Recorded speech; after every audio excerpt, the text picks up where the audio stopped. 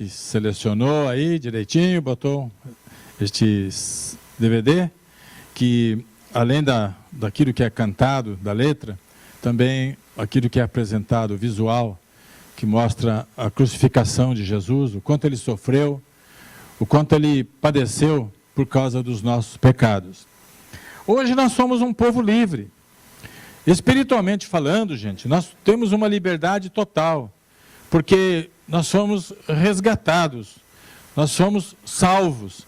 E isto é algo que às vezes precisa ser melhor compreendido, melhor entendido, para nós valorizarmos mais aquilo que foi feito por nós e sermos mais agradecidos a Deus pela salvação, pela liberdade que nós temos em Cristo Jesus. Amém? Quero fazer uma pergunta. O Rio de Janeiro é conhecido... Quando fala em Rio, o que você pensa? O quê? Cristo Redentor. Outros pensam na praia. Outros pensam no carnaval. São as três coisas que o Rio é conhecido, né? Praia, carnaval e também agora pelos arrastões. Mas a figura do Cristo Redentor é conhecida internacionalmente. A imagem do Cristo Redentor todo mundo conhece, né? Lá no alto da montanha aí. Cristo Redentor. O que é que significa Redentor?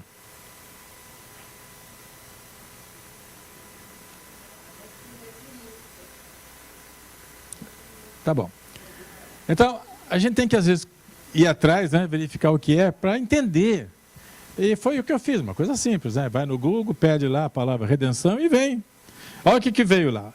A redenção é um ato de perdoar ou absolver pessoas de seus pecados e erros do passado. Então, o Cristo Redentor, ali, aquela figura, está representando Jesus Cristo, que pela sua morte, ele perdoou e anulou os nossos pecados e os nossos erros do passado. Isto é redenção. Nós erramos, nós cometemos muita coisa que a gente não quer nem recordar, mas no dia em que o Evangelho foi pregado, e nós ouvimos a pregação do Evangelho, e nos rendemos ao Senhor, como houve um cântico hoje, aqui pela manhã, falando sobre, eu me rendo, eu me rendo. Quando nos rendemos ao Senhor, todos os nossos pecados, todos os nossos erros do passado foram anulados. É como se eles não existissem. Amém? Então, se eu crermos realmente nisto, nós vamos entender que nós somos hoje livres. Hoje não tem nada nos amarrando, nos segurando, dirigindo a nossa vida contra a nossa vontade. Nós hoje somos livres. Levanta a mão e diga, eu sou livre. Aproveita que você levantou a mão e bate palma para Jesus. Somos livres. Eu gosto muito de um texto do Velho Testamento, onde se trata sobre a escravatura. Lá no Velho Testamento, naqueles tempos antigos, a escravatura era uma coisa comum. E então havia lá os escravos, mas entre o povo judeu existiam certas regras que Deus estabeleceu. E entre as regras lá que existiam, entre as leis, existia uma que depois de determinado tempo, que alguém estava servindo, era um escravo, ele tinha que ser colocado livre. Ele recebia o que se chama alforria. Então ele ficava livre. Só que esse escravo, ele tinha uma opção. Ele podia aproveitar que ficou livre e ir para outro lugar, cuidar da sua vida. E tinha outros que diziam, eu sou livre. E na minha liberdade, eu escolho continuar servindo a ti. Porque ele gostava daquela vida, daquele homem que cuidava deles. E ele falava, eu escolho, eu sou livre para escolher, já estou livre. Mas na minha liberdade, eu escolho continuar servindo a ti.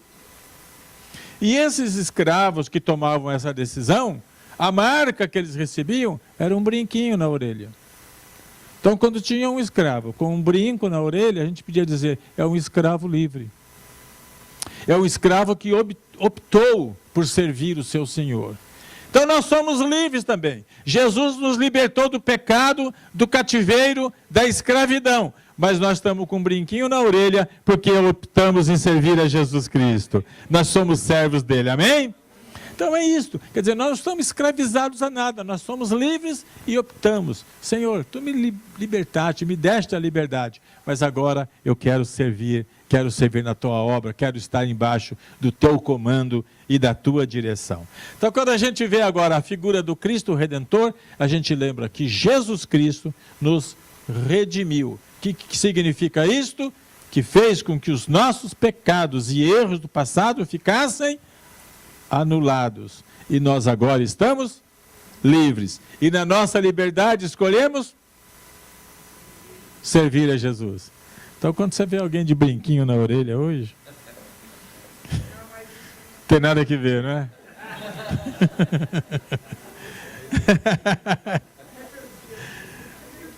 Hoje em dia é modismo isso, né, gente? Daqui a um tempo pode passar tudo isso, né? Esse negócio vai e volta, né? Teve um tempo que o pessoal ficava cabeludo. Hoje em dia já não ficam tão cabeludos, ficam quase careca. Eu também sou assim. Mas o meu está assegurando que eu sou salvo. Porque o cabelo já foi arrebatado. Só falta o resto. Uma hora a gente vai, né? A palavra de Deus diz aqui o seguinte, em 1 Pedro, que eu li na abertura do culto. Vocês sabem que não foi por meio de coisas perecíveis, como prata e ouro, que vocês foram redimidos da sua maneira de viver. Mas vocês foram redimidos pelo precioso sangue de Cristo, como de um cordeiro sem mancha e sem defeito. Então aqui nós temos que entender o que aconteceu para que nós pudéssemos ser redimidos. Porque a redenção é a anulação dos nossos pecados. É como se eles não existissem. Como se eles não tivessem sido cometidos. Quando Deus olha para nós, Ele não vê mais em nós pecadores. Ele vê em nós santos, através do sangue de Jesus. Então, no mundo espiritual, isso tem um valor tremendo. Nós precisamos compreender a ação que foi feita por Jesus para nos dar essa condição de sermos redimidos. Mas, como todas as coisas, tem que ter um ato para redimir. Como é que a redenção significa perdoar, anular. Mas como é que isso se dá? E aí tem outra palavra que a gente usa muito na terminologia bíblica, que fala, vocês foram resgatados. O resgate. A gente vê muito em resgate, essa palavra a gente escuta muito, quando alguém é sequestrado. Então sequestra uma pessoa rica, famosa, mantém em cativeiro, e aí diz o seguinte, para eu soltar essa pessoa, para ela ficar livre de novo, vocês têm que me dar 100 milhões de dólares, 20 milhões. Isso é resgatar, tem que pagar o valor para que a pessoa fique livre. Muito bem. O que aconteceu nessa nossa vida, nessa história bíblica, da nossa redenção, mostra que foi preciso pagar um preço para que nós pudéssemos ser redimidos. Foi preciso pagar o resgate para que nós pudéssemos ficar redimidos. Aí eu vi também o que significa resgatar. Qual o significado exato? Significa livrar do cativeiro a troco de dinheiro ou de outro valor. Isso significa pagar o preço. Mas a Bíblia fala que nós fomos redimidos não por prata ou ouro, que são valores perecíveis, mas nós fomos resgatados, redimidos da nossa maneira vazia de viver, pelo precioso sangue de Jesus. Quer dizer, foi pago um preço muito alto, para que nós pudéssemos ficar redimidos, livres do nosso pecado.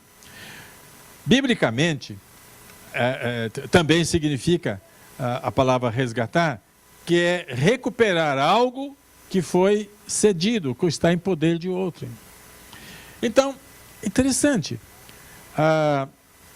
Quero contar para vocês uma história que eu li recentemente deste ator de cinema aí muito famoso chamado Sylvester Stallone. Quem conhece? Quem já ouviu falar, viu o filme dele? Então, o Sylvester Stallone, eu estava vendo a biografia dele recentemente. E, a propósito, ele se converteu há 2 anos atrás. Ele se tornou um cristão. Mas só que a mídia não divulga muito isso, não é? Se ele tivesse declarado, eu sou gay, todo mundo ia, o Sylvester Stallone é gay, coisa e tal, para valorizar, não é? Gente, mas não foi o caso, né? Então, como ele se converteu ao cristianismo, parece que a coisa fica meio parada, ninguém tem muito interesse. Mas ele se converteu, e faz 2 anos, e aí veio a história dele. Eu ouvi dos 2 lados, por uma revista que eu li na viagem agora, que nós fizemos, acho que foi para a Itália, né? Que estava lá, e também no Facebook, que é mais sobre o ponto de vista de um cristão que escreveu. E mostra um pouquinho da história dele. O que chamou a minha atenção muito ali é o seguinte: primeiro, que o Sylvester Stallone, durante o período da juventude dele, ele foi como todo moço que não tem Cristo, né? Muito aventureiro, muito cheio de coisas erradas na vida. Mas, entre outras coisas, ele era extremamente pobre. Ele foi uma pessoa que chegou a dormir na rua por falta de dinheiro. Mas ele era um visionário, ele tinha ideias. Mas, sabe, naquela fase da vida dele, tudo que ele oferecia como proposta, todo mundo recusava. Primeiro porque ele era feio, boca torta. Mas ele tinha esse aspecto físico, porque quando ele nasceu a fórceps. Não foi um parto muito bom, então tiver que colocar ferro lá, coisa e tal, e aquilo atingiu um nervo dele, que não permitia ele ter a boca bonita como a minha. A boca torta, um olho torto. Então, quando ele chegava com aquela aparência assim, ninguém queria, e falava daquele jeito, então ninguém queria nem conversa com ele. Toda a proposta que ele fazia não tinha. Então, ele foi ficando cada vez mais na miséria. Mas ele tinha um grande bem para ele, que era um conforto para ele, era um cachorrinho. E ele cuidava daquele cachorro, alimentava, se esforçava também, tudo. Mas chegou um ponto que ele não pôde mais ter recursos para dar comida para o cachorro. E nem para ele, para si próprio. Então ele vendeu o cachorro. Acho que vendeu por $25. $25 ele vendeu o cachorro, para poder ter alguma coisa. Ele chorou muito com a venda do cachorro, ele sofreu muito com isso.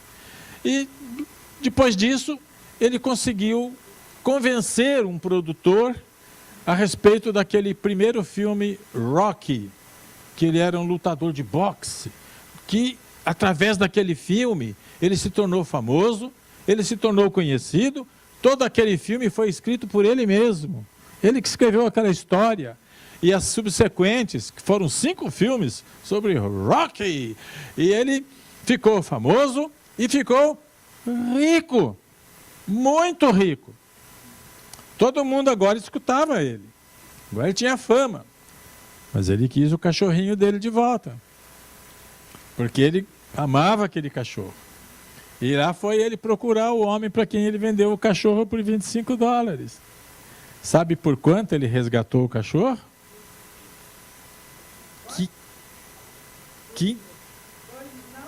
Não foi tudo isso. Acho que foi ou 15 ou $25 mil.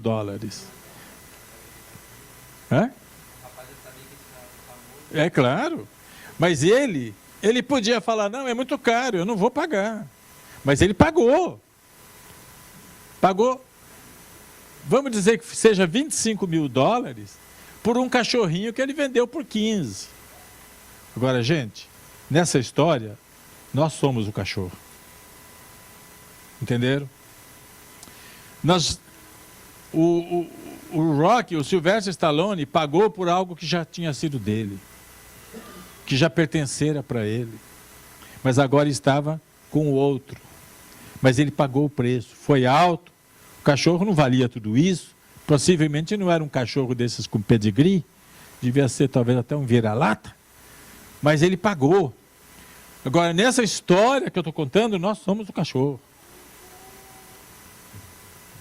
Jesus Cristo pagou um preço alto para nos trazer de volta para Ele. Porque nós somos criados por Ele. Nós nascemos porque Ele deu vida para nós. Nós já éramos dele, mas foi preciso pagar um alto preço. E esse alto preço não foi em dólares, não foi em euro, não foi em reais. Este alto preço que Jesus pagou foi com o seu próprio sangue, com a sua própria vida, com o seu sofrimento. E isto demonstra o seguinte, 2 versículos que nós precisamos guardar na nossa memória. João 3,16. Porque Deus amou o mundo de tal maneira que deu o seu Filho unigênito, Jesus Cristo, para que toda pessoa que nele crer não pereça, mas tenha vida eterna. Quer dizer, o amor de Deus foi tão grande por nós que ele não poupou, ele entregou o seu próprio Filho.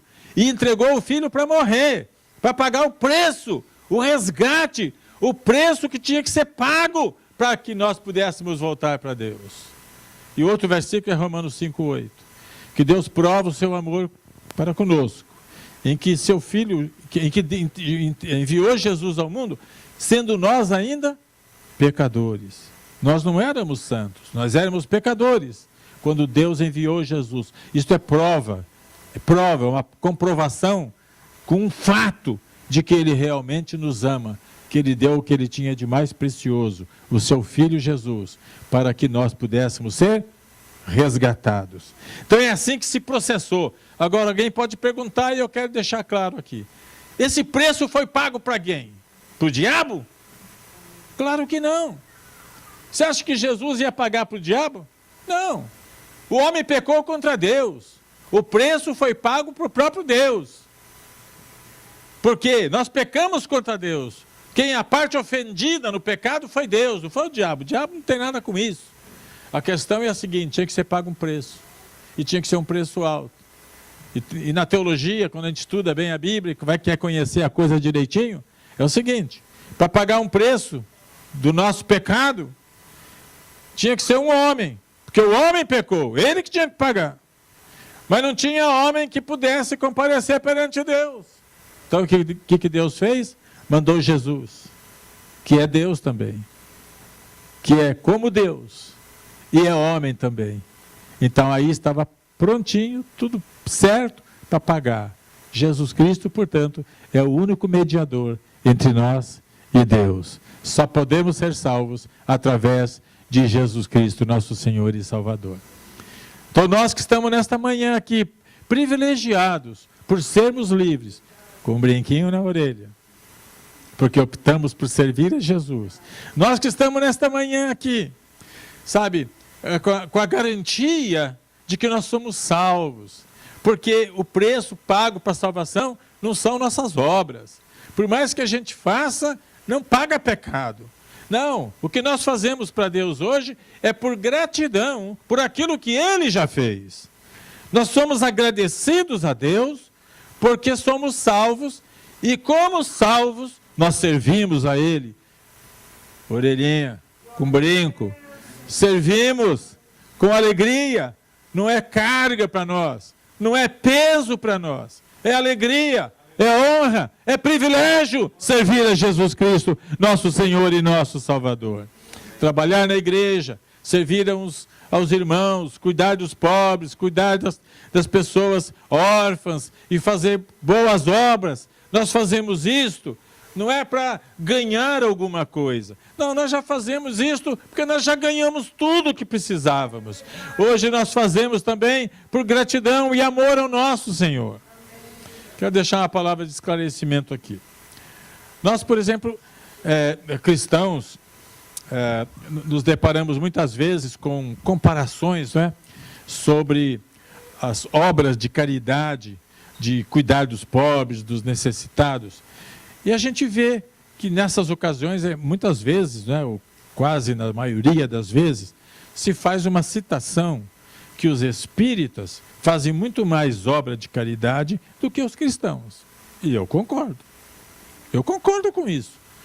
Eu acredito que eles fazem mesmo muito mais propositadamente de cuidar dos pobres e necessitados do que nós cristãos. Na verdade, o cristianismo, a igreja, se volta muito mais para a pregação do evangelho para livrar a pessoa do pecado, da escravidão e voltar, sai das trevas e vem para a luz. A preocupação da igreja, dos cristãos, é com a parte mais espiritual do ser humano, de livrar, sabe, dele ir para o inferno, para o lago de fogo e ir para a eternidade, para a Nova Jerusalém. E com isso a gente não enfatiza muito a necessidade de cuidar dos pobres, dos necessitados. Só que o espírita faz isso, não é necessariamente porque ele gosta disso, está no coração dele, não. Ele faz isso muito porque o espírita tem a doutrina da reencarnação. Então, através dessa doutrina de reencarnação, eles creem que quanto mais bem eles fazem agora, eles serão melhores na reencarnação do futuro. Então, tem propósito aí diferente daquele que muita gente pensa. Então, eu quero dizer para a igreja, nós precisamos também cuidar das viúvas, dos órfãos, dos pobres, dos necessitados, mas não com esta visão de benefício para nós. Devemos fazer isso como uma coisa que Jesus mandou fazer, que Tiago mandou fazer, que Pedro mandou fazer, que Paulo mandou fazer, e que eu, Caio, estou mandando fazer também, nós precisamos fazer. Porque a Bíblia nos ensina isso, não é verdade, gente? Também precisamos cuidar, mas não com esse interesse voltado porque, bom, eu fazendo isso eu fico um crente melhor, vou ter um galardão melhor no céu, a minha casa vai ser mais importante do que a casa de Davi e Salomão. Não, não, nada disso lá no céu. Nós devemos fazer essas coisas porque somos gratos a Deus, a Jesus Cristo, nosso Redentor. Cristo Redentor. Agora eu entendo. Aquele braço estendido sobre a cidade do Rio de Janeiro é para abençoar a cidade, mas está estendido sobre nossas vidas, para nos abençoar. O braço estendido significa o quê? Ele na cruz foi lá, ele estendeu seus braços, estava ferido, machucado, diz Isaías, pelas suas pisaduras vocês foram sarados. O que é pisadura? Que ele pisou em nós? O que é pisadura? Feridas, pelas chicotadas que ele recebeu, nós fomos sarados. Então nós temos muito motivo, muita razão para ser agradecido a Deus. Eu sou, você é também? Se for, dê glória a Deus e aplauda ao Senhor Jesus Cristo, nosso Senhor, nosso Salvador. A Ele honra e glória para todos sempre. Aleluia! Bendito seja o nome dele. Oh, Senhor. Eu queria que vocês ficassem em pé.